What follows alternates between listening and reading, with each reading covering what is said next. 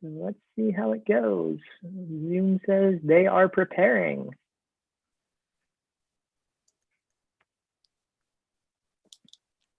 I sort of imagine like Zoom elves of some sort, like just wiring themselves into the YouTube. All right. We're alive. So I'm gonna just switch to speaker view. And good evening, everyone, and welcome to a Code for Boston special event. My name is Matt, and I am one of the members of the Code for Boston organizing team. And I'm really excited to welcome everyone to what we're calling the 405 Found, which Anita will explain in just a couple minutes. For those that don't know Code for Boston and those that haven't yet gotten to experience our Hack Nights, we are a volunteer organization of folks that are working every single week to work on different civic technology problems in partnership with state and local governments. So we have government and nonprofit partners and about 70 volunteers every single week working on 6 different projects and doing lots of neat things, whether it's making 311 data accessible through the city of Boston, building a tool to help folks expunge their criminal records in conjunction with Greater Boston Legal Services, or partnering with Congressman Seth Moulton's office on an application so that Massachusetts state employees can figure out how their retirement is going to be impacted by municipal pension rules with Social Security. So we really work on a variety of things, and we'll typically have a series of events throughout the year. So Hack Night is every week where folks are volunteering on these projects. We'll have a demo night where you'll get a chance to see the sorts of projects that we've worked on throughout the year, and it's an opportunity for our members to have a little bit of a victory lap in what they've done. And in addition to that, we like to do some workshops and have speakers.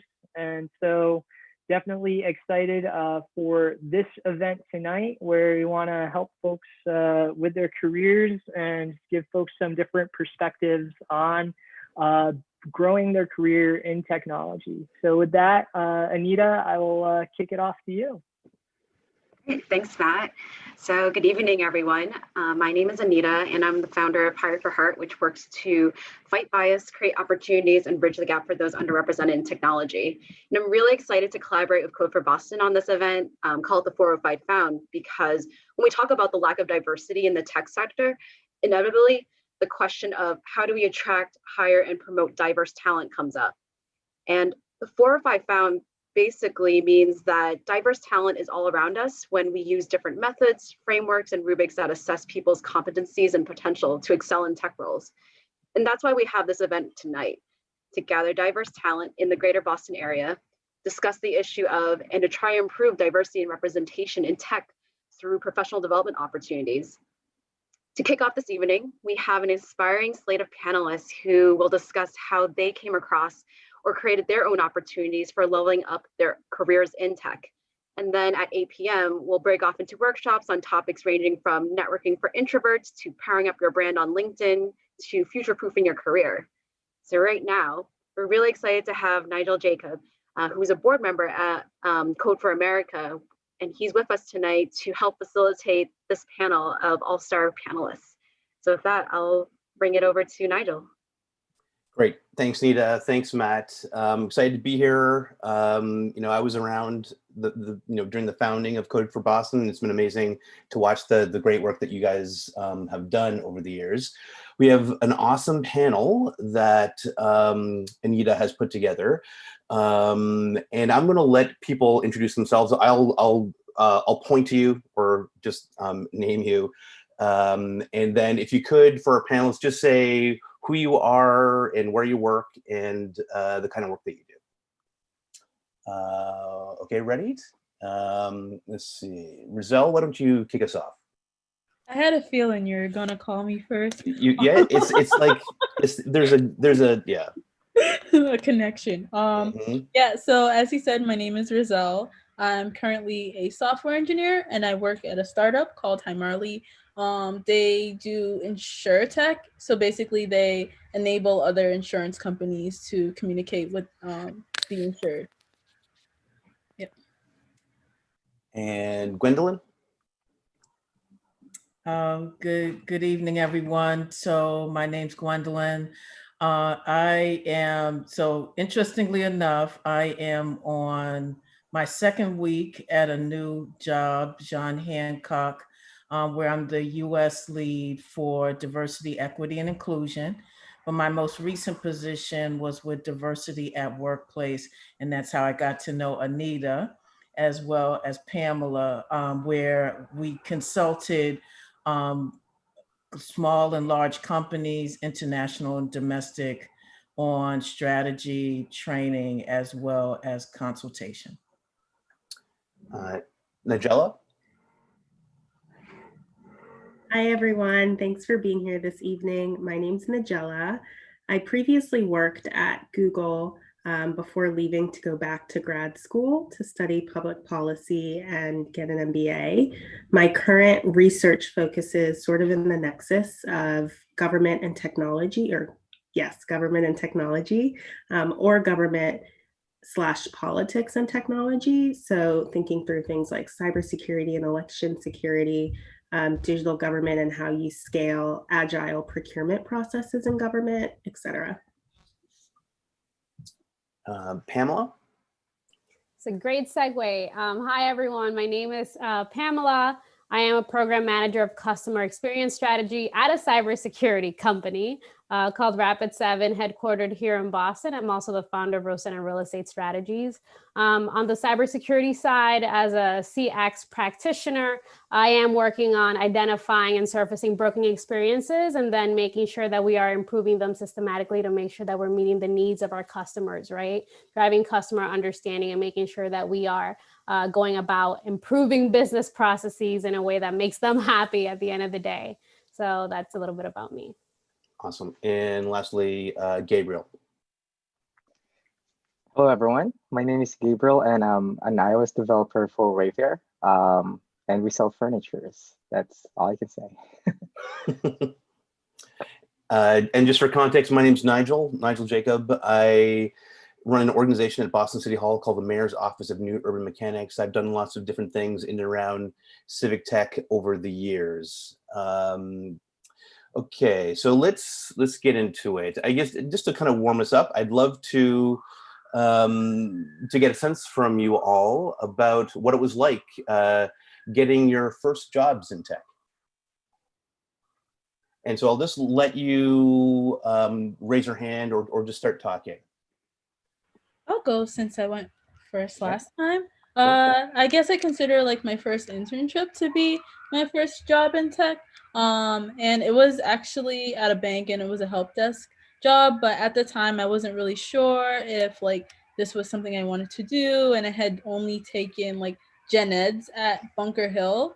But I had like the major like computer information systems, but they kept like talking about go get an internship and I was really nervous. But it was a really great experience for me because my manager was like super supportive. He kept saying like I'm doing really, really great, even when like I felt like I was doing average. So it really helped boost my confidence and make me feel like I belonged in tech.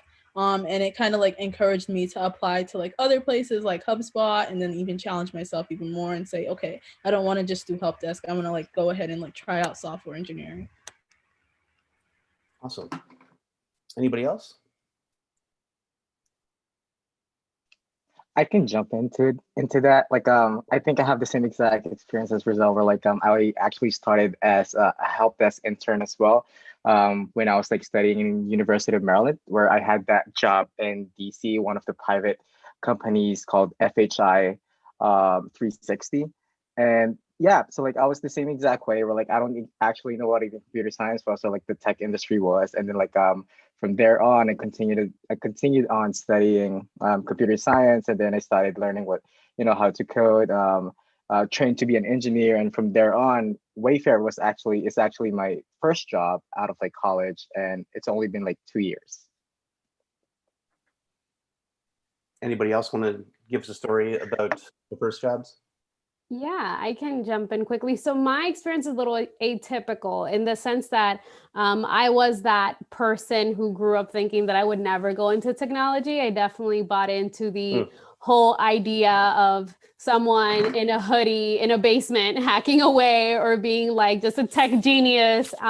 And, you know, mainly in my head, it was like that white male that went to an Ivy League school, right? Like I didn't know anyone really in my life besides my grandfather who loved taking down radios and putting it back together, who really like worked in technology or anything engineering related. Well, the way that I discovered technology, interestingly, was when I was working for the city of Cambridge. So there, at first, I was a campaign manager. Then I stayed on doing a lot of legislative work, and I was leading the STEAM committee. And it wasn't until that opportunity that I started really understanding the different opportunities that exist within, especially the high tech space, because it helped me understand Cambridge almost as a tale of two cities, like, especially when you look in the area 4 sector, right? You could say, quote unquote, the poorest neighborhood or less resource neighborhood sandwiched between MIT and Harvard and the Broad Institute and Genzyme and all these like incredible places doing incredible work. And it's like, how do the people here not have any idea or have no connection to what's going on?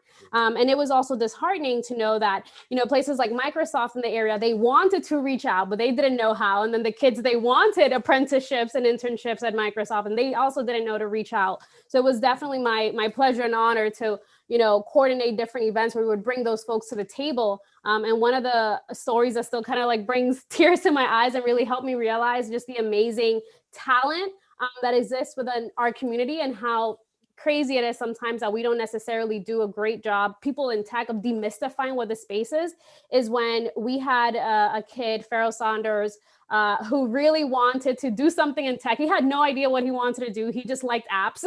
So he was like, I don't know, I want to go and do a hackathon. At the time, under the Obama administration, there was the whole My Brother's Keeper hackathon in Philadelphia. We helped them organize a crew of people. He went just as like an experience. Long story short, they won. They created this incredible app where you can essentially put the app on a blighted home and see how it would look renovated, and how much more it would appreciate, how much more it would help the community. And it was one of those things where it's like this kid, because he didn't have the background, no one would have necessarily looked at him and say, yes, absolutely, come do this internship, apprenticeship. Yet I think that I love, events like this, mainly because it raises awareness of just the different types of ways that you can connect and plug into tech, and how a lot of our just native things that we have, our curiosity, our sense of need to like break down things and put them back together, like just things like that at times we don't really understand how do they tie into tech. They can be extremely profitable in tech, and they're also just great things to have. At the end of the day, they're definitely drivers to success. So love talking to different people, whether you are born to be an engineer and that's what's in your future, or you never thought that there would be a place for you in tech, because there definitely is. Gwendolyn, do you want to weigh in?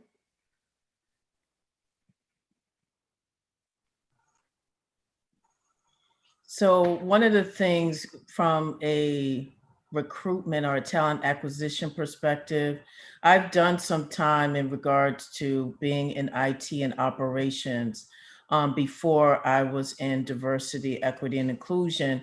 And one of the things that are little known fact to most people, particularly young people who are trying to figure out what their next career move is going to be, is that not all tech requires math. I think sometimes people get in a scary space and they say, well, I can't do it because of ... And I think one of the things that is important, like forums like this and people doing active outreach to schools, starting in kindergarten and middle school, to say you indeed can be a part of this community, and not only be a part of it, it's going to make you money that could change the lives of your family as well as your community. It's pretty powerful. Let's stay with that theme about diversity and equity.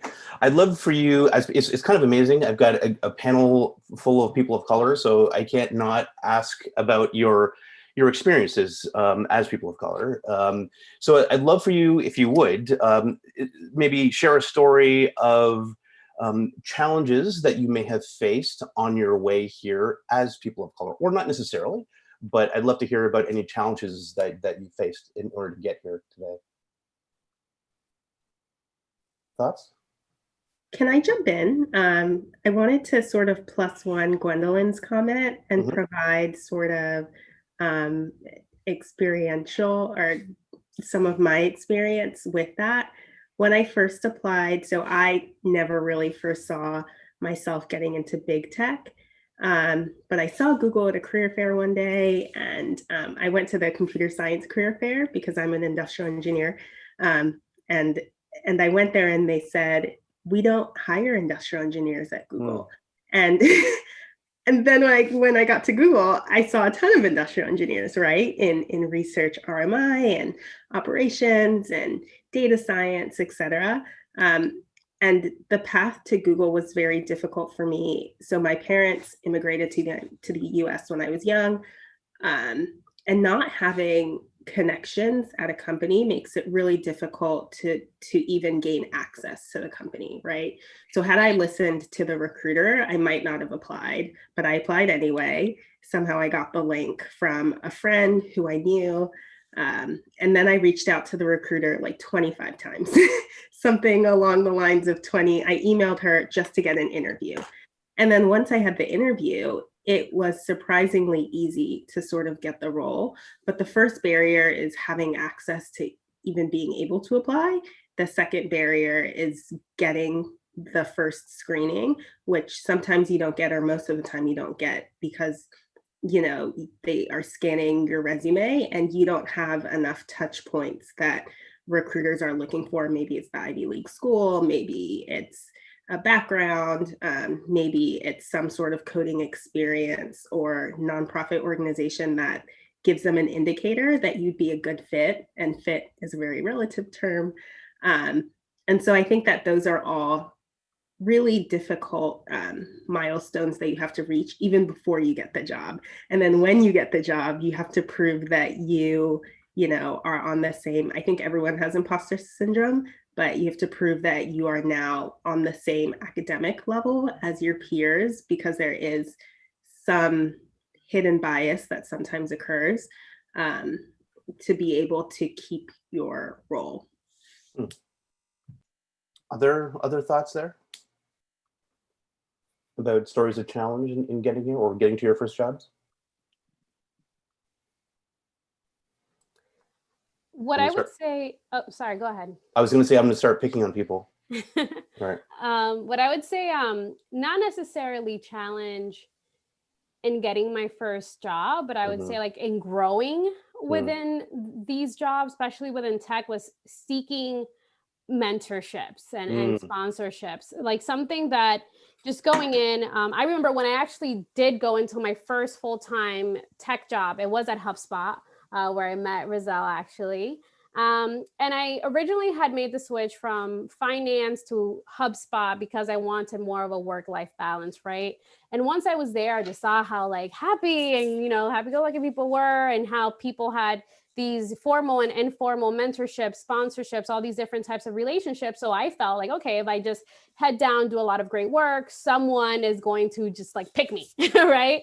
I was going to get chose by someone who's going to help me, understand business a little bit more, mentor me, help me grow. And that wasn't necessarily the case. Ultimately with POCA, the people of color at HubSpot group, like the ERG that we had, we created a mentorship program where we were very intentional about connecting different executive leaders with people of color. But even in being a part of that group and organizing this event, what we realized is that a lot of just the way that some people pick mentees or people to sponsor is when they can see part of themselves in that person. And something that we're very quick to realize is because we didn't necessarily have many execs of color, no one necessarily saw themselves in us, right? Even though there's a lot of different other commonalities, the color and the language and where you come from was a huge barrier for some of them. So I realized that I had to be very intentional about seeking out mentorship and sponsorships. I mean, ultimately in that organization, we did a lot of, I would say, good work to try to dismantle all of these beliefs that, okay, you only have to mentor or the best sponsorships happen when it's someone that's similar to you. I found in my experience that a lot of my opportunities, and actually the most growth I've seen is when I'm paired with someone, I'm working with somebody who's very different from who I am. They help me see the world in different ways.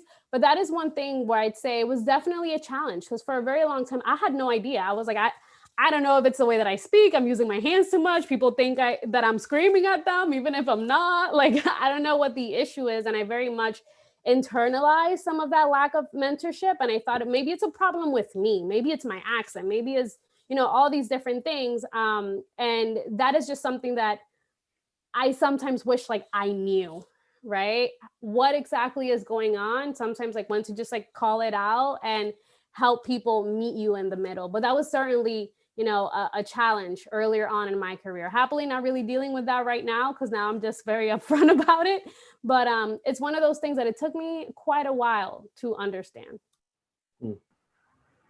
So Nigel, I just wanted to please do. add to what Nigella said, as well as Pamela. So one of the things, because Nigella mentioned culture, a culture fit. Mm-hmm. And oftentimes you hear folks talk about culture fit, which is a signal that says, I really want someone that is like me. And so Pamela said, those who are getting coached and mentored and getting those plum spots, those assignments and projects that makes them that much more promotable, they usually see themselves in that person. So that is definitely a challenge. And then the second thing I would add to that is, particularly for Black and brown women, that there is that pet to threat syndrome where folks are like, oh, she's so nice, she's so awesome, especially with you have a dissenting view of any kind, then you become a threat. And so then it starts to become, well, what does she know? And how did she get there? Oh, she must be lucky, or she must not really know what she claims she knows. So to me, and it has happened to me, but I think that overall it happens to a lot of Black and brown women. It was interesting as we sort of started talking about culture, it occurred to me that culture can also be seen, because I'm guilty of this too, but it can also be seen as a code word, right? This person does not fit the culture here. I mean, do we need to be, like corporate culture is an important thing, right? You want to create a certain environment, but should we be worried that it can be used against us as well, especially for people of color?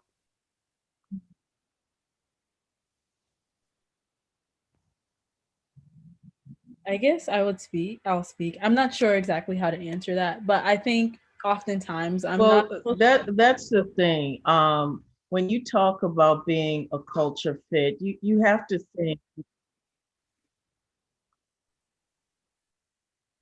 Let's see, we're having some lag. Rizal, why don't you finish your point?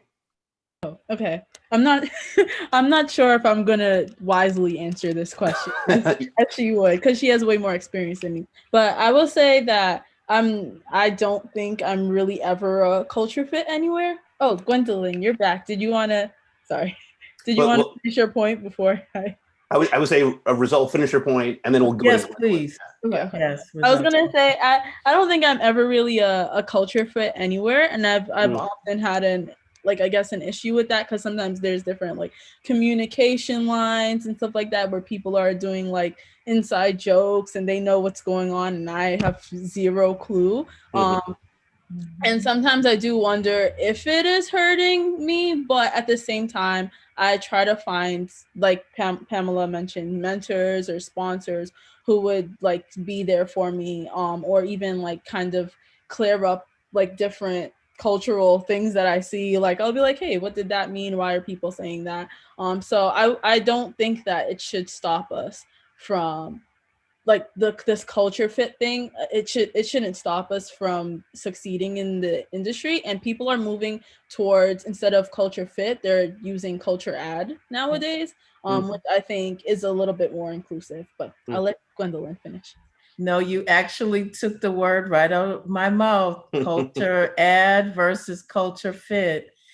Because culture is relative. If you think about it, it's the way things are done in an organization, which means that it might be the way it's done right now, but it doesn't have to be that way. And what companies are starting to realize is that your culture can impact what's seen on Glassdoor, how people are engaged within your organization. Are they bringing their best selves to work? Do they have a sense of belonging? So there are some times when that shift has to take place in order for an organization to survive. So add definitely versus fit. Gabriel, do you want to weigh in here on any of these topics? Yeah, so like whenever I hear about like culture fit, it's basically, I don't know, like I'm trying to get into a clique, right? But the thing is like who actually defines those cliques? What I think is that those cliques are always like I don't know, it's forever changing. It goes with like what Gwendolyn says, like you know, like a culture fit of a culture of a company can be defined through like Glassdoor, like people leaving, people coming in and stuff like that. And you know, it's like I feel like it's something that it's important for both parties, for the company themselves and for the employees. With I'm gonna go into that example more with like the Glassdoor thing, you know, like you know, like people leaving, talking about what the culture is, and like people actually trying to apply it to that company, actually looking at those Glassdoor like comments and like posts as well, trying to see if it's something that they want to experience and whatnot. I don't really have any much experience about like culture fit or whatnot. I'm only starting my career. That's basically why. But whenever, you know, like it's like joining a club, I guess. You know, you have to find some common ground of like your interests with the other party. And I think that's what I think. What about this question about challenges, possibly as a person of color, but not necessarily, in getting to where you are now? Do you have any stories that you'd like to share? Yeah, I could share some. So like my background, I came to America when I was 14 with my parents. I guess I'm considered a zero gen, and at one point I was an undocumented immigrant, and at that point I was like I was already like 2 years in college. I was a junior college looking for to further my career with computer science. And you know, in tech, in the tech industry, somehow they always ask you about your personal projects. Have you done any internships? This is when you graduate, right? Like looking for jobs, going to like career fair and stuff like that. I personally didn't have that. I actually had to go find odd jobs and, you know, like to actually pay for my college my college career. And so I didn't had time to actually look for internships, let alone be in one. I was in an internship before, for like I said, the IT internship, before I actually become undocumented. Because I was undocumented, I didn't have the privilege to actually, you know, like work. I didn't have the I-9, the papers whatsoever. I couldn't. So what I had to do is basically hackathons became a big thing back then. MLH just like started grinding out and stuff like that. And something that got me with those things, with those events, are free food. So like because of those free food, those motivation to actually get free food for the whole entire weekend, actually led to one thing to another, created like personal projects from that. networked with a lot of people that I'm still friends with and that I still talk to and are now actually successful with their own careers in the tech industry. And I think that's like something that I had to struggle with, like I'm trying to get started off with my career. For any of you, I mean, I think I know the answer to this, but I'd love to hear some stories behind this. I'm curious as to how being people of color, I guess I'll ask make it more as a question, but how has being a person of color affected or does it affect your daily experience at work? Is it something that is not an issue most days, or does it become an issue some days?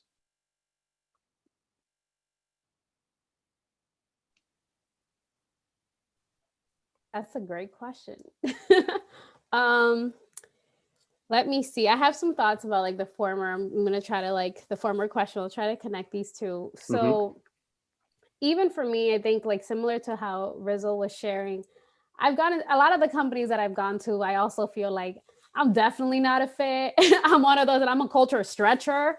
Yeah. Very much, you know, I like to see myself as a cultural ad, but the way that I also like go into these companies is I don't necessarily concern myself with being a cultural fit because for one, I mean, me as an experienced builder, you hired me because something's broken. So obviously the culture, whatever y'all had going on wasn't working right, which is why y'all have me here. So that's one. But two, also, as I'm thinking about the business and the customers and the partners and that whole ecosystem, there's people that look like me whose needs you're not meeting. So because of that, I'm a huge cultural ad and business ad because now we're finally going to be able to start, you know, solving for your end users who have anxiety or who are juggling, you know, childcare and taking care of their parents, also trying to do their jobs, use these tools, understand the workflow. Like it's not just a very like numerical or transactional exchange, right? So, I mean, for me, I know I'm in a unique position because what I do is very much focus on like human-centered design and building different experiences and whatnot. But that is one way that I, you know, don't let myself get bogged down by not necessarily being a culture fit, because same thing that Rizal was saying, there's some sports conversations and lacrosse conversations and I'm like, I have no idea what y'all are talking about, right. But let's talk about baseball, right? Or let's talk about these other things. And at the end of the day, like I mentioned, I think it's important, especially for me and for people in tech, to remember that, you know, the environment that you have within the company should absolutely match the environment of the customers that you have. So when you have something like that, it's always great. You're just by your sheer existence, you'll be a great cultural ad. Now, going back to your question around like some difficulties, I will say for me, so in the Dominican Republic, I grew up in a village, right? So I didn't grow up with a lot of things. If anyone knows a lot about DR, we don't even have electricity 24/7. That's a whole issue. So one thing with me is that I get very excited when things go well or when something kind of goes, you know, like, oh, we were able to fix this issue without a lot of problems. And I realized in certain business settings, people actually didn't necessarily like that excitement. They almost saw me as like, oh, okay, like you're not consistent enough, or like very much focused on this end, you know, goal of at the end of the 5 years, this is what we're trying to achieve, because I was getting excited about all these micro wins. And to me, that was like really confusing. And then, you know, by having a mentor who was very different from me, I was able to understand like, oh, okay,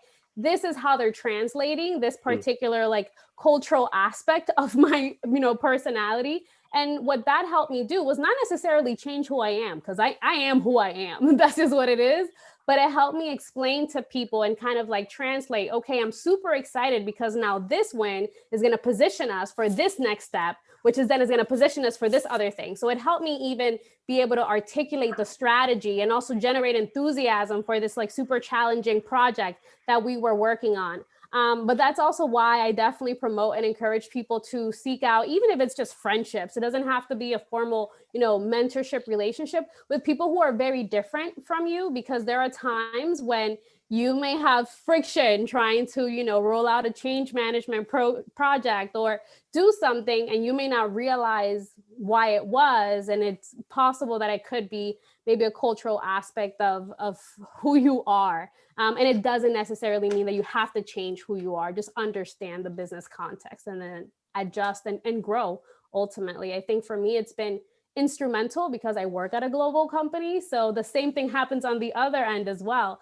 I've gone to, offices in Asia where I'm like, oh, someone didn't shake my hand or like, interact in the way, give me a hug. And it's like, wait, no, this is like, this is the practice, understand the business once again. So it happens also, both ways. Anybody else with a thought on how your identity sort of shows up at work or affects your experience at work? So I'll jump in, Nigel. So as you all probably can guess, that right now in the midst of this reckoning since the murders of George Floyd and Breonna Taylor and many others, that there is somewhat of a cachet being a DEI practitioner that happens to be a Black woman. Now, that could be positive, and in most cases it is.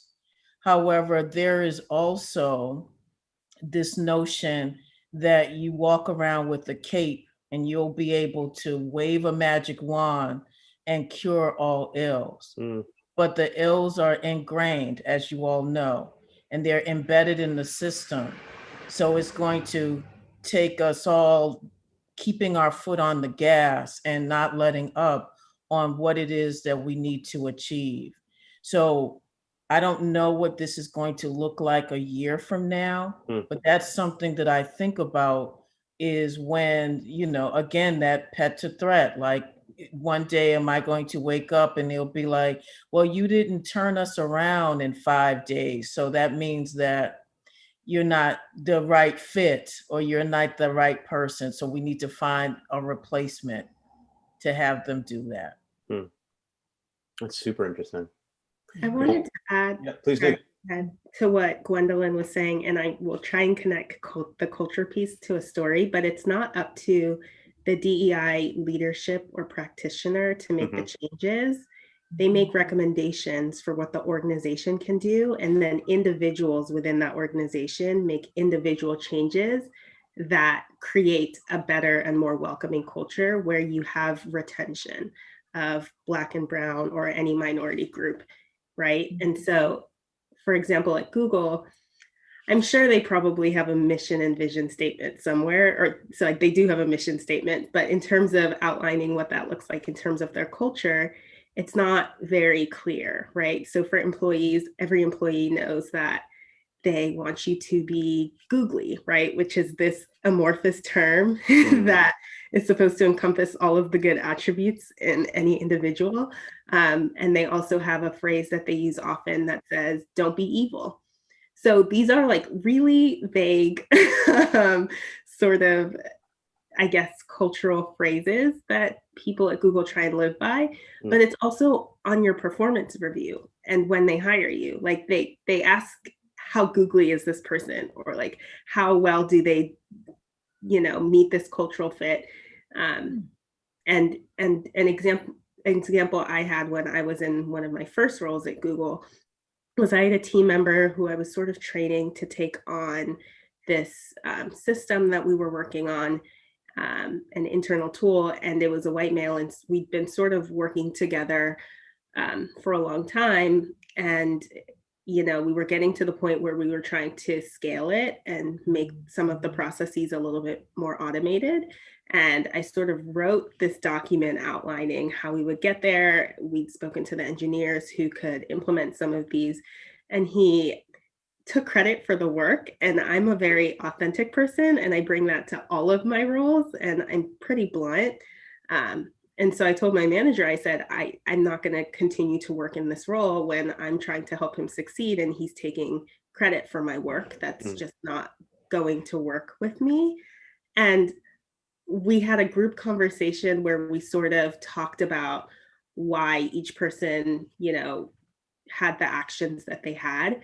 And then in my performance review, the feedback I got was, Nigella, we think that you need to be more willing to present ideas in a way that is attractive to the other person or groups you don't disagree with or groups you might disagree with. And while that is a very valid piece of feedback, it is not at all rooted in what had happened. And so I think that it's really important that when we're trying to think of solutions or how to make better choices as it comes to DEI in the workforce, we have to be really intentional about holding each individual in that organization accountable, and just making sure that we have really clear cultural statements and mission and vision statements that people know to follow.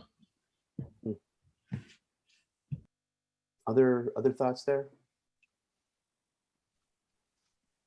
Yeah, I can talk about a little bit about like the question straight after the question. So like how like my identity has like impacted my the way I am at work and stuff like that. So like coming into an industry that I've never been, there's this like like there's model minority kind of thing. Yeah. So if just to elaborate to what model minority is, basically that the idea that Asian Americans are very smart. They're always successful as long as they put their hard work in it. They'll be successful, and that they'll succeed. And so, like coming into the industry with that, like with that in mind, with what is this? Having to have people around me have that in mind. It's kind of difficult. And then when you try to mix that up with the imposter syndrome, it just kind of gets into you, and it kind of like you kind of like feel this burden or like pressure to actually fill up that what is this, that expectation of you, but that you shouldn't, right? So like that's like one thing. And then another thing is like Nigella talked about, like in Google they have like performance review, and they see how Google you are. So in Wayfair we do something similar, like for Wayfair with like they try to see your team building and your culture, team building and culture performance. So like till this day I'm still not sure what that means. But whenever I talk to my manager about it, like he always talk about like how team building and culture are always different per teams and stuff like that. The way I personally perceive it, there's no right or wrong answer. And so that's like something that I'm still trying to figure out the answer for. It's like what does it actually mean to have a like a good culture in a team, or like what does the culture even mean in a team, or how does it help, or like why is it important for me and for my team?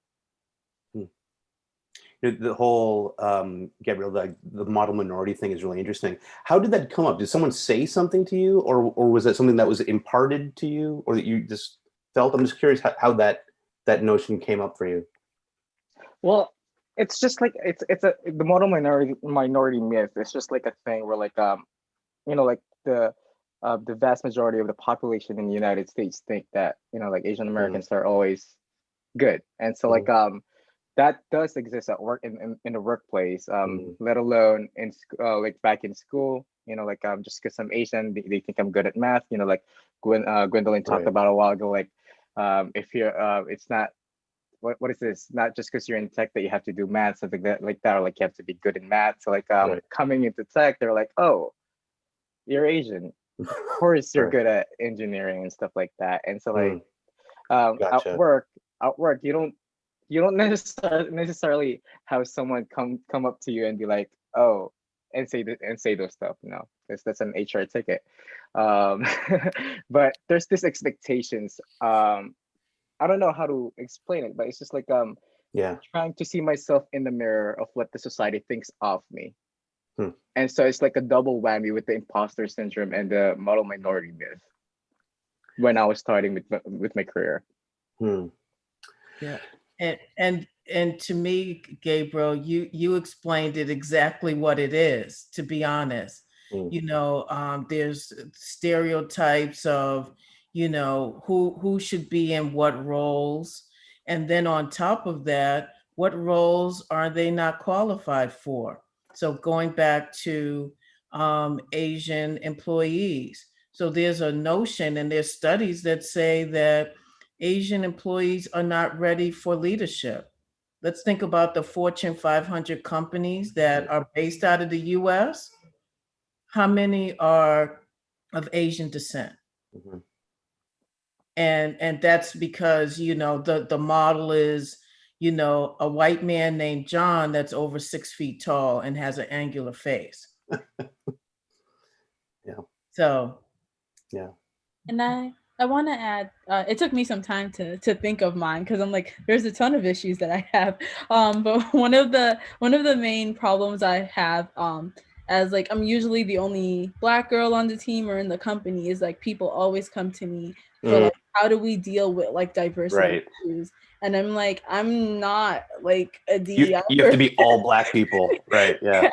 I'm literally an engineer, especially like when the George Floyd stuff happened. Like, I know my coworkers had like great intentions and they wanted to make it like a good experience for everyone. But like, I eventually had to tell them, like, one, we're not going to be able to solve racism in like one day. And then two, like, I can't speak for every Black person or every Latino person or anything. Like, I'm like, this is like my views on things, but I would just love to focus on work. So that's definitely been like the biggest thing, because I feel like I'm representing everybody and walking around trying to make sure that like I'm doing a good job at representing everyone. Yeah. That's a heavy burden. Still doing a good job at work. Right. Like you still have a whole job. You still have, yeah, exactly. You still have to do something. Yeah. I mean, just staying with the George Floyd thing, because it is a huge issue. I mean, how is that for the rest of you? How is that showing up at work? Is it in some way, you know, become an issue that your companies want to work through in some way? I'm just really curious as to how, if it is, or maybe it's not, showing up at work for you. Yeah, when it happened, my coworkers were very concerned, and even other companies where I don't work, and they reached out to me. But at the same time, for me, it was really overwhelming, and I just wanted to like process all of it. I didn't really want to act on it. Some things seem a little bit performative, but I have a great hope that people are moving in the right direction. Other thoughts there? Yeah, with my company, we're super privileged and to have a Black CEO. So I could not be happier to be working where I was working when this all happened. It was definitely very tough to just process, and I was definitely impacted, and I was very angry at the performative posts and yes, your lives matter, and oh my gosh, this is happening from other companies and other places that I was seeing, because it was, I don't know, I am struggling to even like articulate my thoughts right now, because in one hand it was like, okay, sure, thanks for like reaching out, but it's also like, did you not think that this existed? Like everything we've been saying across the years, like this is not why is this news to you? So has everything else that I've highlighted before, we've identified, or when I shared an issue that I was having and I felt it was racial, why did you dismiss it? Was this not real to you? Like now it is all of a sudden because someone's dying. And also this isn't the first time that someone has that, so it was very difficult. It was very difficult. I think that, like I was saying, I was very lucky to be at the company because we had a leader who was like, yes, as a Black man, like this hurts me. I've been affected by this. I've had negative encounters with the police. So he made it obviously become very alive and just like very real and very authentic. And he gave really great feedback and suggestions that said, hey, now don't start bothering every single Black person and trying to have the entire day be a conversation about these certain things, because that can be extremely triggering as well. Yeah. It's like a lot of us have been dealing with these things. I've definitely had a lot of like negative racial encounters at work and outside. And it's like reliving all of that, reliving the police brutality that I've experienced in my life with different family members. And then now experiencing this for like we were just all grieving. And it was just like, this is so overwhelming. This is certainly not the time for you to ask me, how can you do your part in solving racism right now when I've been talking to you about this for years, right? So it was just like definitely very hard to deal with. I appreciate, you know, the companies and the organizations and the people who have genuinely been like, my bad. Like, I accept that I wasn't where I needed to be. I didn't really understand, and I didn't self-educate. I didn't take the steps, but I am here now. What can I do to move forward? So I definitely appreciate the people that, you know, came to me or who like made posts, you know, explaining things that way. Like, I am sorry, but I'm here. Let's get to work. Let's really put action to these things and not just my apologies, because I was, I know it's probably like TMI, but I was definitely exhausted to just hear the, oh, I'm so sorry. Yeah. Leave it at that. Yeah. I mean, people of color in this moment have to bear a heavy emotional weight. And so sometimes people, they just want to talk about this all day, which is both a good thing that they care, but, you know, we have to bear, right? They're forcing us to emote, right? To respond to the issue. And it's a really tough thing to deal with. Other thoughts there? So I'm just going to jump in. So as a person who, you know, is doing this work, I literally made the line between May 31st and June 1st. So the phone started ringing off the hook on how can we help? What do we need to do, et cetera, which started me in a journey most of June, a piece of July, around having conversations with Black and Brown employees about how they were feeling. And literally, I would open it up and talk about my own experience, not only with, you know, the racial unrest that was taking place, but also the impact of the pandemic on Black and Brown people. All of it intersecting at the same time, the hard pivot to working remote, all of that. And so these conversations were really for folks to be able to shed some of that, if not for just that 1 hour. And for those organizations that didn't have a lot of people of color as part of their staff, it gave them an opportunity to hear firsthand the experiences of folks who are marginalized, to Pamela's point, on a day-to-day basis, that this was way before the pandemic hit. And it also gave me the honor and the privilege of being able to tell them, stop turning to your Black person, your brown person, your Asian person, your indigenous person. Stop asking them questions. You know where Google is. It gave me that, So I was much more emboldened in that space as well. Absolutely. Something quickly that I was going to say, and I know that we're running out of time, but I'm so happy that Gwendolyn said that. And something that I even remember from, because we had a town hall when this all happened, our CEO spoke to the entire company. You know, something that he mentioned is like, why are we treating this as something that you need someone to tell you about for you to believe it? Like, in the same way that you weren't born knowing how to code, how to program, self-educate. Like, a lot of you guys are self-starters. You're reading how to, you know, learning how to code for Python, doing all these different skills, learning all these different things. Read, pick up a book. There's a whole host. He was like, Google it. You can definitely find a lot of resources to self-educate, and then figure out just how we figure out how to solve different technological issues and problems. Do that. And also just thinking about, like, I know in business, especially in tech, we talk a lot about empathy and design thinking and, you know, really deeply understanding the motivations. It's the same thing. Let's do that with each other. Let's do that with our employees. We don't have to reinvent the wheel. It's just like remembering we're all humans. And it's something that we absolutely need to do if we want to have not only a customer-centric culture in business and in technology, but just be human. Something people forget. So it's 6 minutes to. Do we have time for a question? Did someone text in a question or in the chat? Or someone did. So one of the questions was, did anyone go through a boot camp to form their technical background? If so, what was the experience like, especially as a person of color? And are there any tips, advice to give, such as what to expect, how to prepare, etc.?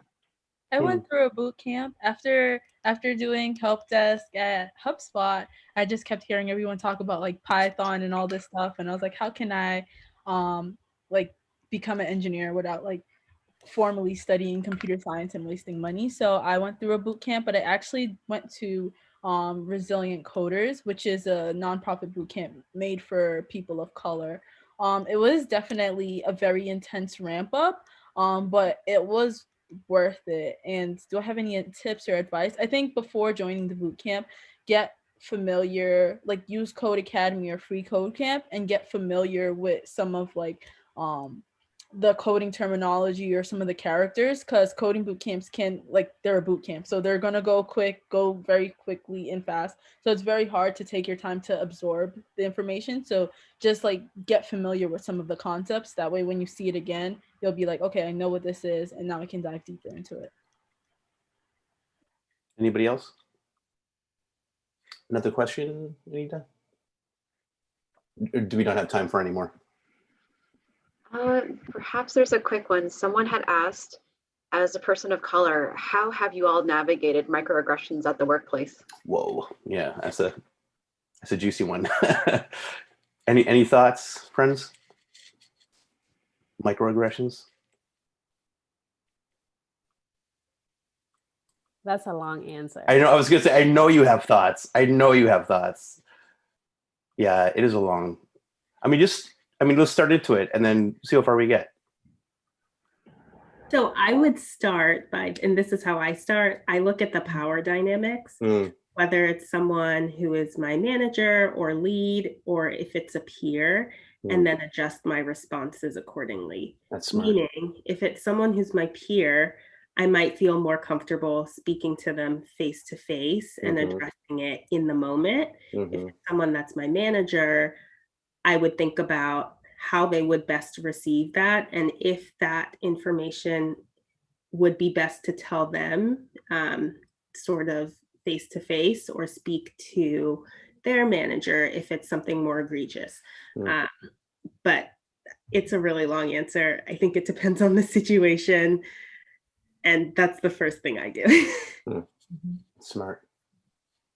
So I know, I was gonna say, I know Gwendolyn has thoughts, right? This is your job, absolutely. right? This is and really it's more around the practical and the tactical. Yeah. So what I tell people when I deliver training about microaggressions and unconscious bias is that it's not about the intent, it's about the impact. And it does not matter on what level you are in an organization, power dynamics or not. You can say the following sentence for a constructive conversation. When you do X, it makes me feel like Y.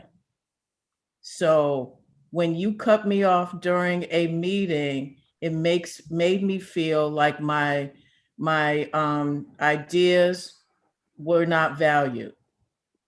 And when I say about intent versus impact, in case they need additional information, is I'm walking down the street with Nigella and we're having a good old time and I step on her foot. Well, you know, I didn't intend to step on her foot, but that does not take away the pain that she feels. So sometimes you need to give an example that will resonate with them, but the feedback is a gift and you can do it in a constructive way. Absolutely. Gwendolyn's definitely the pro at this. I can share some things that I've done. So I agree completely with what Nigella said, definitely understand who are you speaking to and kind of like adjust to that. When it comes to peers or even like managers, I have used those moments as kind of like coaching moments and kind of like pulled them to the side later and just been like, hey, by the way, just very quickly, same day when it happens, this took place, and pretty much like Gwendolyn was saying, intent versus impact. I know you probably didn't mean it this way, or you said this not really thinking about the implications or repercussions, how it would make someone feel. But, to me, this is how it made me feel, or this is how I interpreted it, whatever the case may be. when it comes to like, let's say having conversations, or we're in meetings, someone is consistently speaking over me, or they're just displaying habits that it is, you know, a microaggression, what I've actually begun doing is speaking to their direct manager, because especially in the company, something that in a lot of tech companies we've been trying to do is really try our best to create great teaming experiences. And the way that I frame it is not necessarily like, oh, this person continues to cut me off, but hey, right now, the company's imperative is to create good teaming experiences so that we can reach XYZ corporate goal. Because of this particular interaction, now people do not want to engage anymore. People do not feel comfortable sharing these ideas. It is absolutely impacting the way that we're going to, you know, be able to execute on this program. So please, coach, I think this is a great coaching opportunity for you to speak with this direct report and help them understand how to create a better environment where everyone feels safe and encouraged to share their opinion so that we can create this product, right? So long story short, I just tie it to the business outcome and the goals that we're trying to have, because unfortunately, not everyone understands human speak, right? Not everyone understands this is how it makes me feel. And some people, unfortunately, feel that that is too mushy. So I've had to, in certain degrees, connect this to business goals and our core objectives in order to effectively push for change and have those people execute on that. So if you don't care about my feelings, at least, you know, care that we're not going to be able to deliver on this project that you feel is so important. We have heard some amazing wisdom here tonight, and it's been an honor chatting with you all. And I hope we get to do it again sometime. It was a lot of fun. But I just want to thank you for sharing your wisdom, and hand it back to Anita and Matt. Great. Thanks so much, Nigel. This was a fantastic conversation, and I really appreciate everyone taking time out of their evening to participate in it, and everyone that's watching. And I do want to invite everyone that is watching both on YouTube and here on Zoom to definitely continue to engage in conversations like these, and also to engage in your community. And so, you know, you can continue to engage in your community with organizations like Code for Boston. So we meet right now virtually on Tuesday nights. And then when we're back in person, we'll be at the CIC in Kendall Square, and we'll have free pizza once again, which will be extra exciting. But also there are some other organizations that are great friends of Code for Boston. I think one is Resilient Coders, which does reside right below us at the CIC. And I know they're having a big demo night tonight. And so if you're hiring, I've been to more than a few Resilient Coders demo nights, and the quality of the work that folks do and the quality of the teaching that occurs there has always been really impressive. So I encourage anyone that's hiring to check out Resilient Coders. And I think another thing that makes a difference is mentoring. And so the folks at Hack Diversity, I was talking with Kiki, and they are looking for folks that are able to and willing to mentor. So I will share a link to the folks at Hack Diversity in the chat as well, because I think that that one is another group that's doing a lot of great work, and they have some good opportunities for fellowships for folks as well.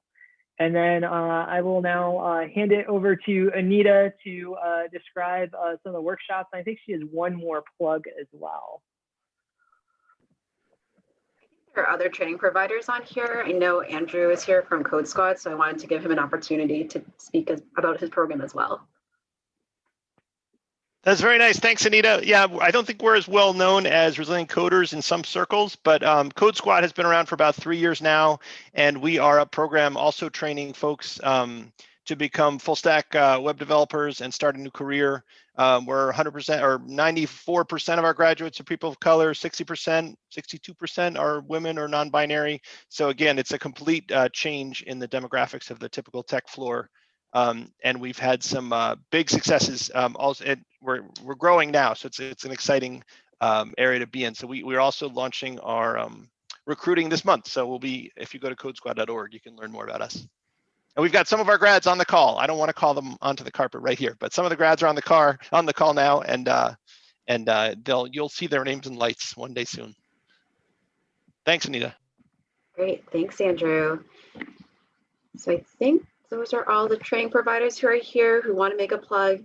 And if not, there will be time shortly. I just wanted to point out that we have a link to workshop signups in the Zoom chat. So please let us know which workshop you'd like to be in, and we'll be transitioning to that soon. And just to provide an overview of the workshops, first we have Alex Berry, who will talk about connecting the dots, having a practical guide to networking.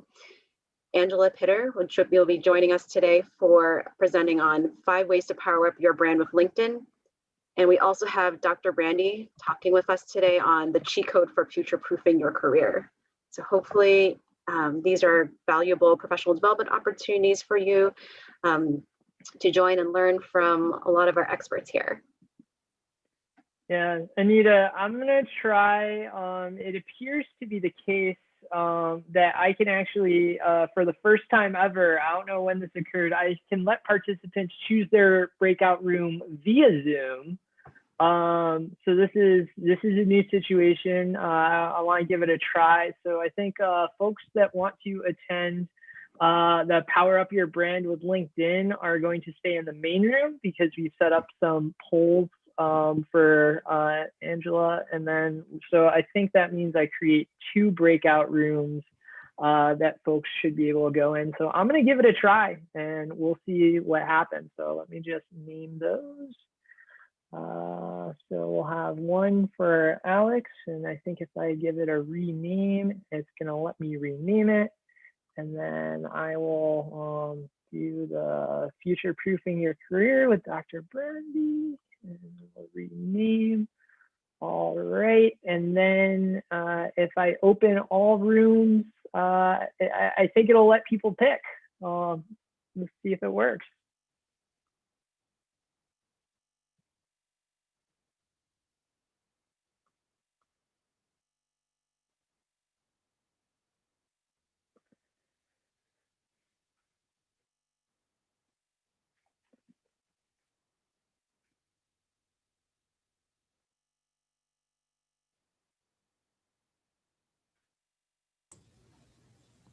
Oh wow, this is great. This is a huge upgrade for the world of Zoom. Yes. Forever, like for the past few months, feel like I've been spending my life assigning folks to breakout rooms, and it's always been weird and frustrating. And now they've clearly listened to the people. I love it. Yeah, they added it about 3 weeks ago. Oh wow.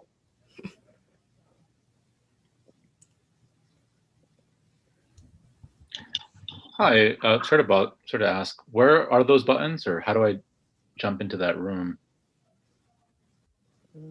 Let me see. So I think if it's the case that if you haven't updated your Zoom, it might not work. And also, there is not a specific room for future proofing. We're going to stay in here for that.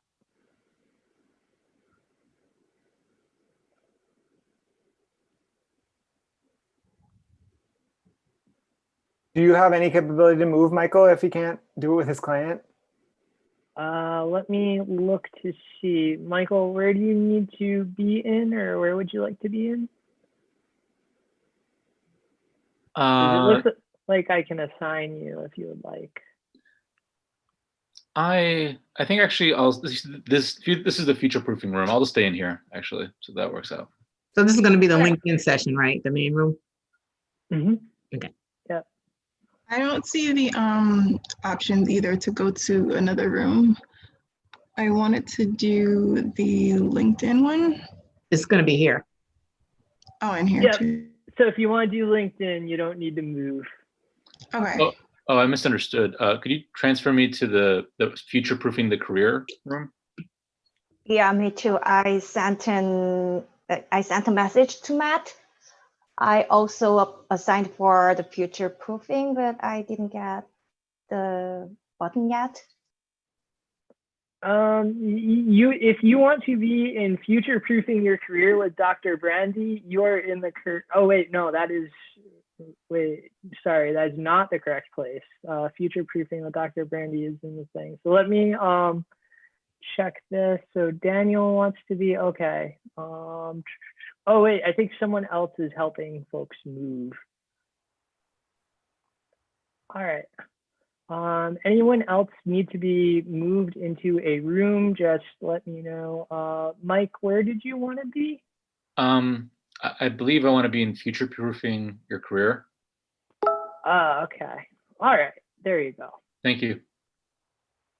You're welcome. Me too, please. All right. Future proofing, future proofing. Can you send me to career conversations too? Yeah, let me see if I can. Which one did you want? Career Keep conversation. in mind this room is still live. Oh,